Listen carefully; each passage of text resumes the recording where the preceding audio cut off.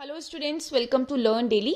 आज की इस वीडियो में हम बात करने वाले हैं इंडस वैली सिविलाइजेशन के बारे में। ठीक है, इंडस वैली सिविलाइजेशन क्या है इस पूरी वीडियो में आपको पता चलेगा। सबसे मोस्ट इम्पॉर्टेंट ये जो सीरीज है ये CUT 2023 के लिए है। हम एंशियंट हिस्ट्री पढ़ रहे हैं। एंशियंट हिस्ट्री का हम स्टोन एज कंप्लीट कर चुके हैं और स्टोन एज के बाद जो इम्पॉर्टेंट इवेंट आता है एंशियंट हिस्ट्री का वो है इंडस वैली सिविलाइजेशन। अब बात करते हैं टाइमलाइन की। इंडस वैली सिविलाइजेशन का जो टाइमलाइन है वो है 2600 टू 1900 BCE यानी कि बिफोर कॉमन एरा।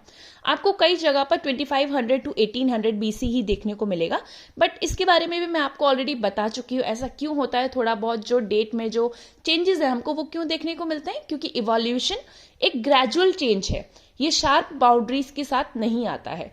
कई बार नॉर्थ में अगर किसी टाइम पर कुछ चेंजेस हो रहे हैं या इवोल्यूशन हो रहा है तो साउथ में वो थोड़ा सा लेट हो जाएंगे या फिर वो पहले हो जाएंगे। तो इसलिए बोला जाता है कि इवोल्यूशन जो है एक ग्रेजुअल चेंज है। ठीक है, अब बात करते हैं इंडस वैली सिविलाइजेशन के बारे में। इंडस वैली सिविलाइजेशन को हड़प्पन सिविलाइजेशन भी कहा जाता है। क्यों कहा जाता है? क्योंकि ये फर्स्ट सिटी है जो कि एक्सकवेट की गई थी। ठीक है, अब Indus valley civilisation proto historic period से बिलोंग करता है। प्रोटो हिस्टोरिक पीरियड क्या होता है, प्री हिस्टोरिक पीरियड क्या होता है, हिस्टोरिक पीरियड क्या होता है, हम पहले डिस्कस कर चुके हैं। अगर आपने वो वीडियोस नहीं देखे हैं तो आप अभी जाइए प्लेलिस्ट में जाकर वो वीडियोस को चेक कर सकते हैं। अब जॉन मार्शल ने पहली बार वर्ड यूज किया था, ये जो टर्म है इंडस सिविलाइजेशन, वो किसने दी थी? जॉन मार्शल ने दी थी। जॉन मार्शल कौन थे? ये उस टाइम पर डायरेक्टर जनरल थे किसकी? ASI के, आर्कोलॉजिकल सर्वे ऑफ इंडिया। उन्होंने ही इसको इंडस सिविलाइजेशन का नाम दिया था। अब ये जो इंडस वैली सिविलाइजेशन है ये एक अर्लीस्ट सिविलाइजेशन है जो कि इंडिया में फ्लॉरिश हुआ। अब सिविलाइजेशन की अगर हम बात करते हैं तो सिविलाइजेशन के लिए जो सबसे इंपॉर्टेंट पार्ट है वो है पानी। अगर हमको कभी सिविलाइज्ड करना है किसी चीज के लिए तो पानी सबसे इंपॉर्टेंट है। ठीक है, क्यों इंपॉर्टेंट है पानी? देखिए, अगर आपको एग्रीकल्चर एक्टिविटीज में इन्वॉल्व होना है ज्यादा से ज्यादा तो भी आपको पानी चाहिएगा इरिगेशन के लिए। अगर आपको टाउन प्लानिंग करनी है तो भी आपको पानी चाहिए। तो इसीलिए जो सिविलाइजेशन है ये कहाँ होते हैं? ज्यादा से ज्यादा रिवर्स के अराउंड पाए गए हैं। ठीक है, अब जो सबसे इंपॉर्टेंट इवेंट है वो है टाउन प्लानिंग। किसका? इंडस वैली सिविलाइजेशन का जो सबसे इंपॉर्टेंट पार्ट है वो है टाउन प्लानिंग, यानी कि उस टाइम पर टाउन प्लानिंग जैसे स्ट्रक्चर देखने को मिले। टाउन प्लानिंग किस तरीके से उस टाइम पर लोगों ने अपने टाउन की प्लानिंग की? एक ग्रिड सिस्टम में। ग्रिड सिस्टम क्या होता है कि जो लेन्स और स्ट्रीट हैं वो एक दूसरे को 90 डिग्री पर क्रॉस करते हैं।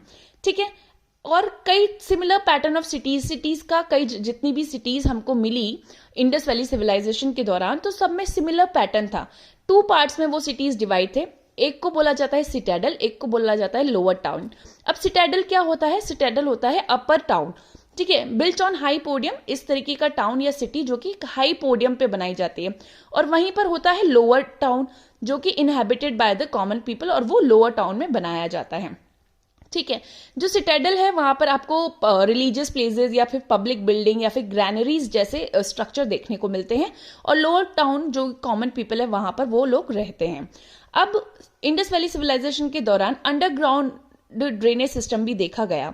इसका मतलब है कि लोगों को उस टाइम पर ड्रेनेज सिस्टम की भी नॉलेज होने लगी थी कि हमको हमारी टाउन प्लानिंग कैसे करनी है।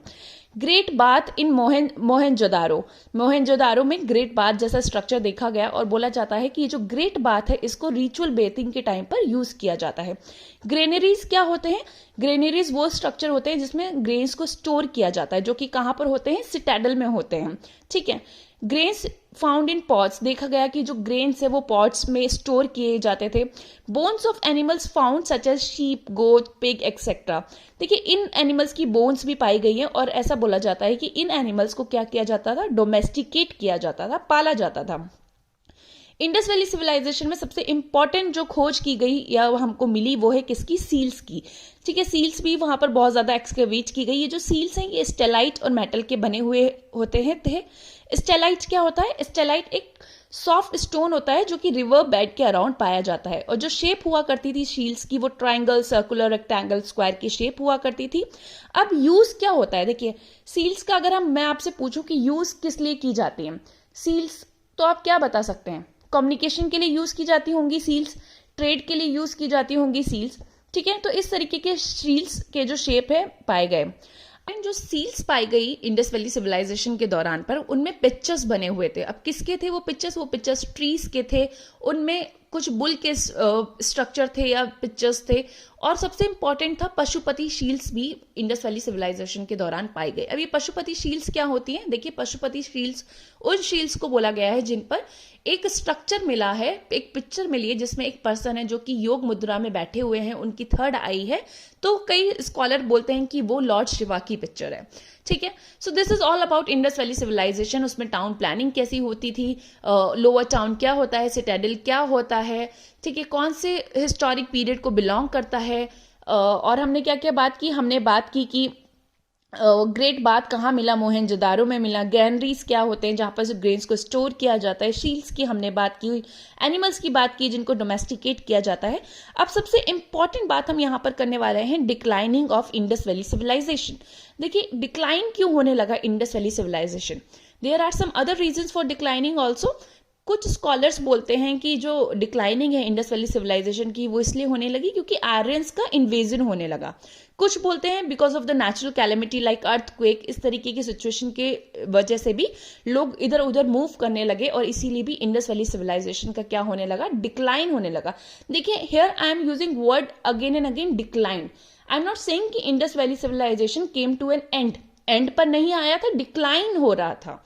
ठीक है, तो डिक्लाइन क्यों हो रहा था? क्योंकि वहां पर आर्यन का इन्वेजन होने लग गया था। कुछ स्कॉलर्स मानते हैं, ठीक है, इस तरीके का जो स्कॉलर्स है वो इस तरीके का मानते हैं कि आर्यंस वहां पर आने लगे थे, या फिर नेचुरल कैलेमिटी जैसी सिचुएशन वहां पर देखने को मिली थी।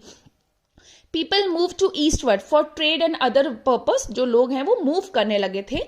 ठीक है, drawing up of the river. देखिए, अनस्टेबल कंडीशन ऑफ रिवर, जो इंडस रिवर थी उसकी अनस्टेबल कंडीशन के चलते भी जो डिक्लाइनिंग है इंडस वैली सिविलाइजेशन की हमको देखने को मिली। आशा करती हूँ कि इंडस वैली सिविलाइजेशन के बारे में आपको एक बहुत अच्छे से आइडिया मिल गया होगा कि इंडस वैली सिविलाइजेशन क्या है और सबसे इंपॉर्टेंट इवेंट्स कौन से हैं इंडस वैली सिविलाइजेशन के। वीडियो को लाइक करें, ज्यादा से ज्यादा शेयर करें, और लर्न डेली पर आपको एवरी डे CUET से रिलेटेड वीडियोस देखने को मिलेगी। हम सीरीज वाइज अपने टॉपिक्स को कवर कर रहे हैं।